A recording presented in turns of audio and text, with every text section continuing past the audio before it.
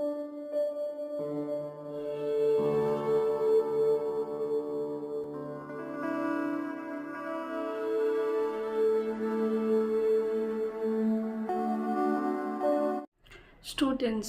আজ আমি আলোচনা করব এনভায়রনমেন্টাল মানে সিভ্যাকের সিলেবাস নিয়ে।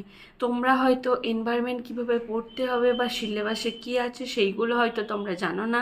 সেই জন্য আমি আজকে ফান্ডামেন্টাল অফ এনভায়রনমেন্ট অর্থাৎ এনভায়রনমেন্টে সিসিএফে কী কী আছে বা কীভাবে স্টাডি করতে হবে সেইগুলো নিয়ে আজকে আমি আলোচনা করব। প্রথম যেটা রয়েছে ইন্ট্রোডাকশান টু এনভায়রনমেন্টাল স্টাডি অর্থাৎ এনভায়রনমেন্টাল স্টাডির সূচনা। Multidisciplinary nature of the environmental study. Environmental স্টাডির যে কতগুলো দিক রয়েছে, কোন কোন দিকে বা কোন কোন বিষয়ের ওপরে নির্ভর করে এনভায়রনমেন্টাল স্টাডি গড়ে উঠেছে বা কোন কোন সাবজেক্টকে নিয়ে এনভায়রনমেন্টাল স্টাডি গড়ে উঠেছে সেটার প্রকৃতি আলোচনা করতে হবে। তারপরে করতে হবে স্কোপ অ্যান্ড ইম্পর্টেন্স অর্থাৎ তার গুরুত্ব কতটা।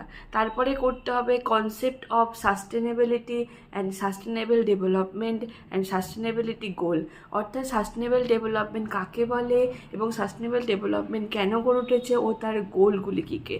সাস্টেনেবল ডেভেলপমেন্ট মানে হচ্ছে স্থিতিশীল উন্নয়ন অর্থাৎ সম্পদকে বর্তমানে ভবিষ্যৎ প্রজন্মের চাহিদা মেটানোর জন্য বর্তমানে সম্পদের সম্পূর্ণ ব্যবহার না করে সেই সম্পদকে বাঁচিয়ে রেখে চলাটাকেই আমরা সাস্টেনেবল ডেভেলপমেন্ট বলবো। ঠিক আছে, সেই সাস্টেনেবল ডেভেলপমেন্ট ধারণা কাকে বলে এবং তার লক্ষ্যগুলি কী কী সেটা লিখতে হবে।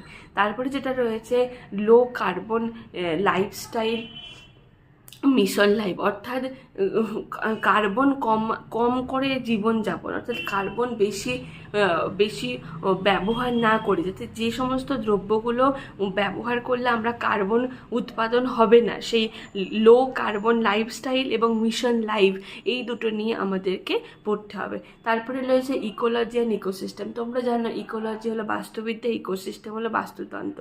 বাস্তুবিদ্যা হলো একটা বৃহৎ সাবজেক্ট আর ইকোসিস্টেম হচ্ছে বাস্তুতন্ত্রের মধ্যে একটা part. Concept of ecology, ecosystem and ecosystem services এই কটা রয়েছে। তারপরে রয়েছে structure and function of ecosystem অর্থাৎ গঠন এবং ফাংশন অফ ইকোসিস্টেম, ইকোসিস্টেমের কী কাজ। তারপরে রয়েছে energy flow in an ecosystem, ইকোসিস্টেমের মধ্যে কিভাবে শক্তির প্রবাহ হয়। তারপরে রয়েছে ইকোলজিক্যাল পিরামিড অর্থাৎ ইকোলজিক্যাল পিরামিড কাকে বলা হয়, তাকে বাস্তুতান্ত্রিক ভরবিদ্যা কাকে বলা হয়। তার মধ্যে রয়েছে food chain and food web অর্থাৎ ফুড চেন মানে হচ্ছে খাদ্য শৃঙ্খল, ফুড ওয়েব মানে হচ্ছে খাদ্য জল। সেই দুটো টেরিস্টোরিয়াল এবং অ্যাকোয়াটিক এই দুটো জায়গা লিখতে হবে। টেরিস্টোরিয়াল মানে হচ্ছে স্থলভাগে এবং অ্যাকোয়াটিক মানে হচ্ছে জলভাগে। এছাড়াও রয়েছে basic concept of population and community ecology অর্থাৎ পপুলেশন এবং কমিউনিটি ইকোলজি কাকে বলে আর ইকোলজিক্যাল সাকসেশন কাকে বলে। এই কটা রয়েছে তোমাদের সিলেবাসে। এছাড়াও আরও দুটো ইউনিট রয়েছে কিন্তু আমি এটা করতে পারলাম না, আমি নেক্সট ভিডিওতে আমি দেওয়ার চেষ্টা করব। সুতরাং তোমাদের এনভায়রনমেন্ট নিয়ে কিভাবে প্রশ্ন আসতে পারে, এমসিকিউ কিভাবে হতে পারে এবং বড় প্রশ্ন স্যাম্পল প্রশ্ন কিভাবে আসতে পারে সেই সব নিয়ে আমি পরবর্তী ভিডিওতে আলোচনা করব। Thank you student. আর যদি আমার এই ভিডিওটা ভালো লেগে থাকে তাহলে অবশ্যই লাইক করো, সাবস্ক্রাইব করো এবং শেয়ার করতে ভুলো না। Thank you for watching.